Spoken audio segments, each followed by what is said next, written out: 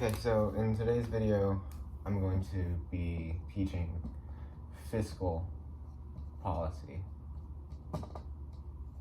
So what is fiscal policy? Fiscal policy is essentially the actions that the government or Congress can take in order to correct market failures.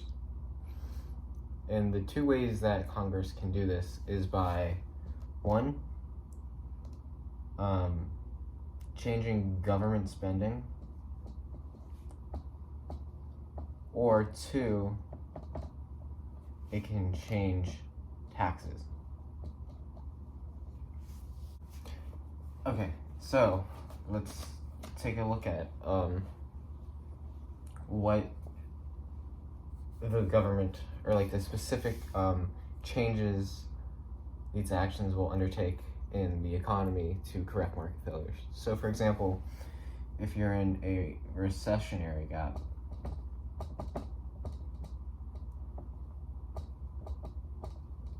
you are underproducing, you're below long-run equilibrium. The government will either, for government spending, they'll either increase it, or for taxes, they'll either decrease that, or both. Maybe it's a mixture. So for example,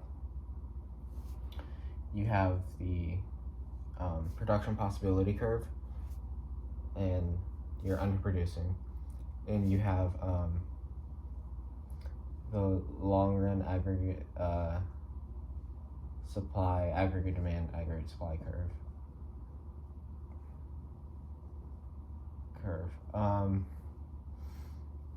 This axis is a combination of goods. This axis is, of course, price level, and this is GDP.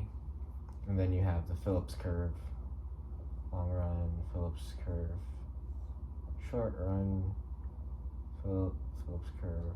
This is, of course, the unemployment rate. This is, of course, inflation. You are in a recessionary gap, so it will be there. So by doing either or both of these two things, the government can hopefully get us right back to the long-run equilibrium.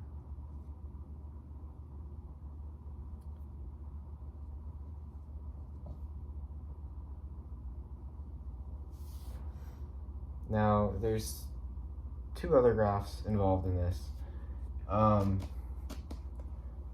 There's a new one, which is the loanable funds market. And so what that essentially is a market describing, you might have guessed it, the loanable funds, or LF, in the market. And that's the x-axis, and the y-axis is the real interest rates, or the IRR. So demand is downward sloping, supply is upward sloping. So if the government does that, what can happen is this increase of government spending is going to eat into the loanable funds. They're going to start borrowing money in order to boost the economy, to get things running, to fund projects, things like that. So that is going to take up the loanable funds, and that can either decrease the supply of loanable funds, or it could be said that this new interest in the loanable fund market by the government to correct the recessionary gap is going to create or is going to increase the demand for loanable funds. So no matter which way you slice it, you are going to end up with a higher interest rate of some kind, whereas like previously it was here. If one of these or both of these happen, it's going to increase the real interest rate. And so with that, this expansionary fiscal policy will also affect the money supply. Or let me re-explain something. So in the loanable funds market, this this supply shifting left due to the using up of loanable funds is also called crowding out, because what that means is, since the government is taking up the loanable funds and jacking up the real interest rates, the effect of that is private investors, people who are looking to take loans, are unable to do so because there's fewer loanable funds, or maybe it's just a much more expensive interest rate than they're willing to pay. So with that, there's also the money market with this expansionary fiscal policy. So of course you have just the money quantity on the bottom and the nominal interest rates on the left side. So supply, as always in the money market, is perfectly inelastic. Demand is downward sloping. What this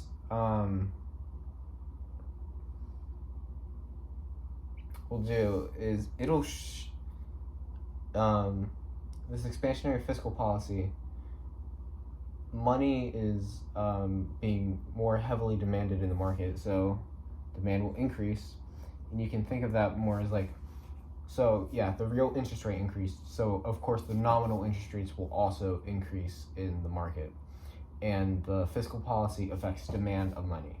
So demand will increase, you have a higher nominal interest rate to go with the higher real interest rate, and that is expansionary fiscal policy. So now let's say you're in an inflationary gap. The government is either going to decrease government spending or increase taxes.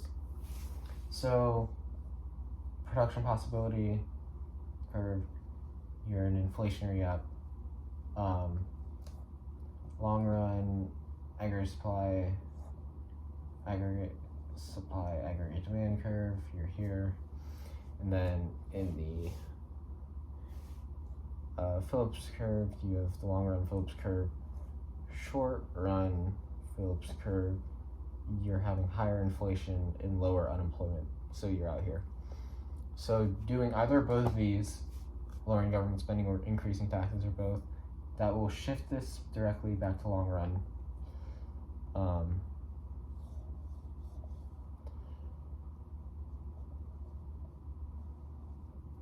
And that fixes this. And then there's also, of course, as I just taught, the loanable funds market.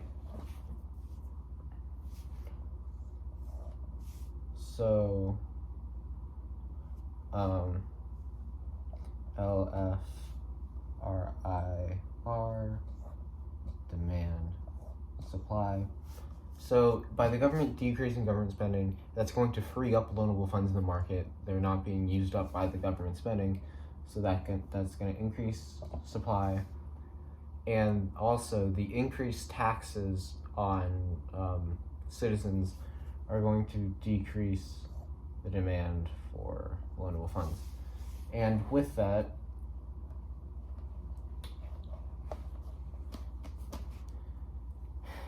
in the money market,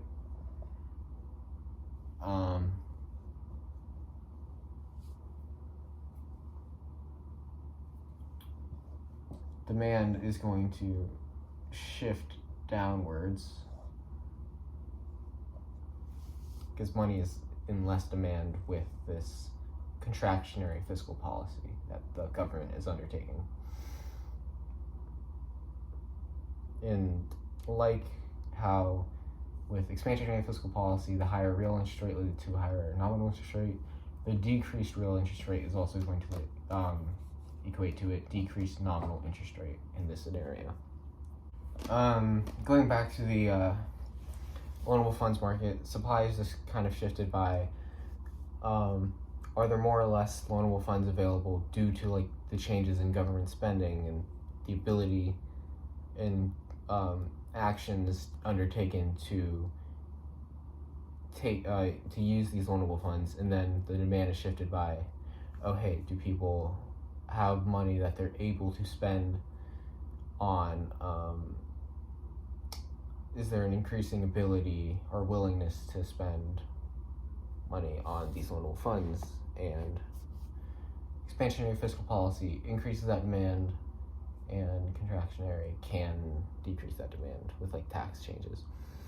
And another key part about fiscal policy is the idea of the multiplier effect, or a sort of multiplier effect. So if the government spending increases, or okay, let's start with this. So there's a measure of consumer willingness to either consume or save their money, and those two added equal 1. So marginal propensity to consume, the willingness and like that people are to consume, to spend their money, plus the marginal propensity to save, the likeliness that they're going to save their money, equals 1. So let's say the marginal propensity to consume is 0.8. That means that 0.2 equals marginal propensity to consume. So it's just a simple relationship like that. So if you have a marginal propensity to consume of 0.8 and a marginal propensity to save of 0.2, add to equal to 1, then there's two sort of multiplier effects that there are. There's the spending multiplier, which is affected by government spending. So that is calculated by taking the reciprocal of the marginal propensity to save. So 0.2 is 1 over 5, the reciprocal of that is 5. So let's say the government increases their spending by 100 million. That is going to eventually equate, hopefully, to 500 million that actually gets translated into funds in the economy by people receiving this money as payment from others, and then spending that in saving some, and then spending it, and then saving some, and then spending and saving some. That is eventually going to, in an ideal world where everything works out perfectly, equal $500 million, with 400 million of that being generated from just the $100 million government spending increase. Now, there's also another multiplier effect called the tax multiplier.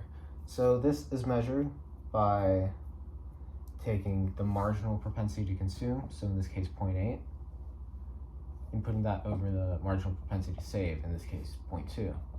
So then you get 4, which the marginal, or the tax multiplier will, this tax multiplier is lower than the spending multiplier. So if the government were to say increase their tax revenue by $100 million, that would times 4, that equals $400 million. But that's the government increasing their taxes, their tax revenues, meaning they increase their taxes. So this 400 million is actually going to decrease from the GDP. They might do this in the case of contractionary fiscal policy, whereas if they wanted to engage in expansionary fiscal policy, lowering taxes, if they lower their tax revenue by 100 million, with this tax multiplier, that'll equate to a total of $400 million GDP added to the economy. So that's the basics and the key parts of fiscal policy, and when, why, how the government can engage in it, and the causes or in the effects of of them engaging it. So thank you for watching, and I hope you have been able to take something away from this video.